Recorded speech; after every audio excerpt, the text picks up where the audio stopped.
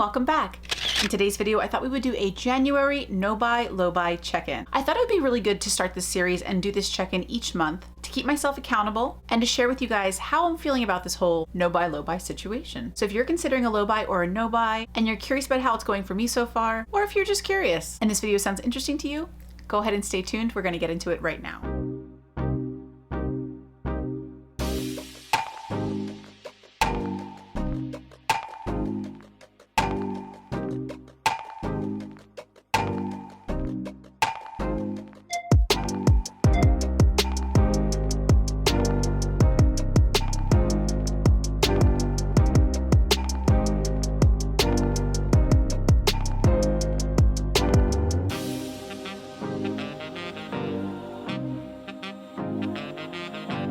Series, I developed 6 questions that I'm going to be asking myself each month. The first question is, what did I buy this month and how much did I spend? The second question is, which products tempted me? The third question is, why did I decide to make that purchase or not make any purchases, since this is a no-buy / low-buy? The fourth question is, how did I feel about my progress this month? What was my emotional climate like? The fifth question is, what did I do instead of buying makeup to deal with those feelings? And the sixth question is, what were my lessons / takeaways from this month? So the first question, what did I buy in the month of January? Did I buy anything relating to makeup? And the answer is, I did purchase one makeup product, which was this little NARS foundation pump. This product cost me $6 and it is the only product I purchased in the month of January. So that answers what I bought and how much I spent. The second question is, which products tempted me? And the reason that I wanted to include this is to show kind of all the bullets that I dodged, to celebrate the accomplishment of not purchasing everything that I wanted. So I will include some pictures because I don't have any of these products, but I was very tempted by the NARS Light Reflecting Advanced Skincare Foundation, which retailed for $49. I was very tempted by the Charlotte Tilbury Beautiful Skin Foundation, which retailed for $44. I was tempted by the Chanel No. 1 De Chanel Revitalizing Foundation, which retailed for $70. I was tempted by the KVD Good Apple Lightweight Full Coverage Concealer, which retailed for $26. And I was also tempted very much by the Taylor Wynn X Sigma brush set. And I'll include the price in the video because I didn't write it down. And the last product that I was really tempted by was the Jaclyn Hill Concealer. I'll also insert the price and I'll insert pictures. If I had purchased every single product that I wanted this month, I would have spent $288. Instead, I spent $6. So I consider that a win. The third question is, why did I decide to buy / not buy the products that I wanted? So why did I purchase the NARS foundation pump? Why didn't I purchase the other products that I wanted? So I decided to purchase the NARS foundation pump because I absolutely love the NARS Sheer Glow foundation. I can see repurchasing that foundation if I ever ran out of it. So to me, the pump was a good investment. It will also help me to use the correct amount of product because currently right now you unscrew the cap and just pour some out. And it will also keep my product fresher longer, as it won't be exposed to air every single time I go to open it and use it. Because as it currently stands, when you take off the cap of that foundation, there's like a large hole where you would like I said, pour the foundation out. And I figure that every time you open it, I mean, air is getting inside. I always hear that air is the enemy of freshness. So I think with the pump, it'll keep it more airtight and you'll just get the product out that you need each time. It was also a great price at just $6. And I decided, as much as I wanted them, not to purchase the foundations, concealers, and brushes, because those are areas of my collection where there's a lot of excess. Not that there isn't excess everywhere, but cream products have a shorter shelf life than powders. Most importantly, I didn't purchase these products because keeping my commitment to myself to take this no / low buy seriously and to see a real change in my behavior far outweighed my desire for these products. Also hella great to save the money. Question number 4, how did I feel about my progress this month? What was my emotional climate like? So I wrote down some positive and negative feedback for this. On the positive side, I feel extremely proud of myself for keeping my commitment and for being strong in the face of temptation. Each day presents new challenges and opportunities to make a good decision for my objectives or to go back to my old behavior. It feels empowering to have self-control. The negative side for January, now I'll tell you right now, February's been a little bit different. But in January, at the beginning of all of this, I actually just want to read this to you. I want to read to you what I wrote down. I have felt extremely sensitive and emotional. My desire to just go to bed after work has been strong, and I felt a bit more despondent and hopeless some days, like life feels like Groundhog Day, and I have nothing to look forward to. I find myself still peeking outside to see if anything was delivered, or feeling a rush when I see a FedEx or UPS truck pull into our community even though I know I haven't ordered anything, and that I've canceled all my subscription boxes. I feel a little restless. I've known for a while that I need to set aside time to work through these feelings, and I feel like the fog has been clearing a bit. I'm hoping that I might start to feel a bit more clarity through this process. So reading that back, it made me a little bit sad.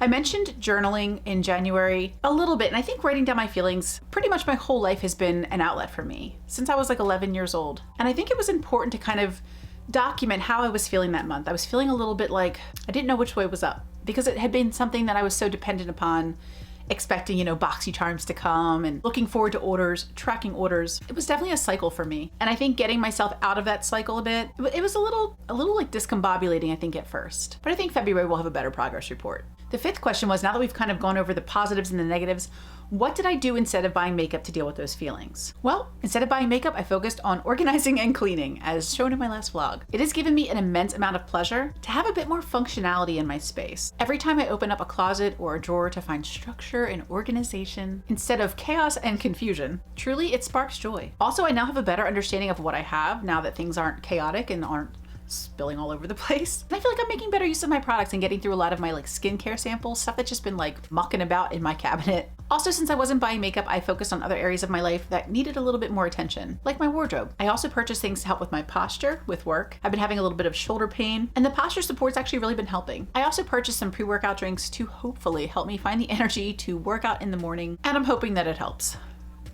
Baby steps. I also did purchase 3 handbags that were special and unique and won't expire like makeup. I also purchased plastic drawers for my closet, which I showed you guys. And I feel like it's really made my closet a lot more functional. Taking my leggings off hangers and putting them in those plastic drawers gave me a breadth of space and helped all of the current hangers in there fit so much more nicely. Lastly, I purchased a book for my book club, which you guys might have seen in the last vlog, 30 Things I Love About Myself. It was such a good book. It's a fiction book, but it was definitely an enjoyable read. And I felt like I got some lessons from it. I felt like reading that book was actually really a huge blessing. It's already provided me with some inspiration and tools for managing stress. And then the final question, what were my lessons learned and takeaways from this month? And I actually want to read to you what I wrote down as well for this one because it's vulnerable and it's kind of funny in a sweet way, I guess. I don't know. Maybe I have a weird sense of humor. But, whew, okay. So I wrote down 4 things, 4 lessons, 4 takeaways. My first takeaway was that I might need therapy. I've never gone to therapy before in my whole life, and I think from a layman's point of view, probably everybody could benefit from therapy here or there. I haven't looked into this too much, and I have been feeling better in February so far, but I think it just made me realize that the way that I was viewing shopping was definitely a bit of a band-aid for me. Yes, I have my channel, but do I even review everything that I purchase? No, I couldn't. It's too much. So I can't blame YouTube. I can't blame having a channel. I think I was shopping to help manage unhappiness. And I think we all go through spells in life where we're not totally crazy about where things are going, but I think it's really been compounded over the last couple of years with everything going on. It's turned my world very small personally. I used to feel like I had more of like a vibrant social life, and obviously even just like going out to dinner instead of door dashing everything, just getting out and about and being around people. And I mean, this is coming from an introvert.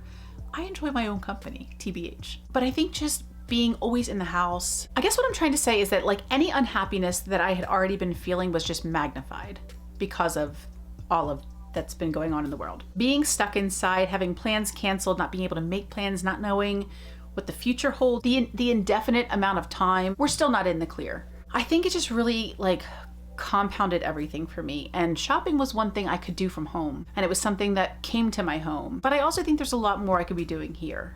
Even if I am going to stay home, I don't need to just shop, to have something to look forward to. And I think I'm discovering that as I'm just finding joy in like everyday things. My second lesson / takeaway was, while during the month of January, I only bought this one NARS product that was $6. I did shop for other things. Like I said, I bought some clothing, I bought the handbags, the energy drinks, posture, book club book. I mean, those are pretty innocuous, but I did do quite a bit of shopping for clothing. And the handbags weren't cheap. They were nothing excessive. I did get them at Nordstrom Rack, but it wasn't like they were $20. And I wrote that I wondered how I would feel on the months that I didn't buy anything. Like, would I still feel, I guess, as positive as I felt in January without having purchased the clothing and the handbags? But come February's update, I think I can elaborate on that a little bit more, because I think I have a little bit more perspective than I had in January. My third takeaway was a positive one. I wrote, if I can not buy makeup for 1 month, I cannot buy makeup for 2 months. And I thought that was really insightful, especially because when I wrote this, I was like PMSing like a mofo. This is the most ridiculous thing ever. But I'm so hungry. And just wasn't feeling like the most positive or uplifted. And the fact that I wrote, if I cannot buy makeup 1 month, I can do this a second month. I like that I rallied. And my fourth takeaway was that I think this will be good for me. And I really like that too. I found that developing these questions and then answering them was really cathartic for me to like really think about how I was feeling. I wrote more to these questions than I really even knew I had to talk about. I didn't realize how much was going on, but like I said, for me, writing is such a vessel for expressing myself. It's my favorite medium. And it got me thinking, you know, you hear so much about the benefits of journaling, and I respect it, but I just never knew if it was really for me. But I think at least going through journaling for this series, I think it'll be really helpful. And it was very empowering to go into February, like having my thoughts kind of gathered for how I did in January. So I hope that this video was interesting, a little chatty, but if you've been afraid of taking the plunge, I kind of wanted to let you know how I've been feeling about it so far. I know a lot of us have expressed that we have a lot of makeup. Some of us have expressed that we want to do low buys or no buys. So I'm just fumbling my way through it, but it was fun to sit down and talk with you guys. And I hope that this was encouraging and helpful. I thank you all so much for being here with me today. I love you all so much. And until the next video, bye.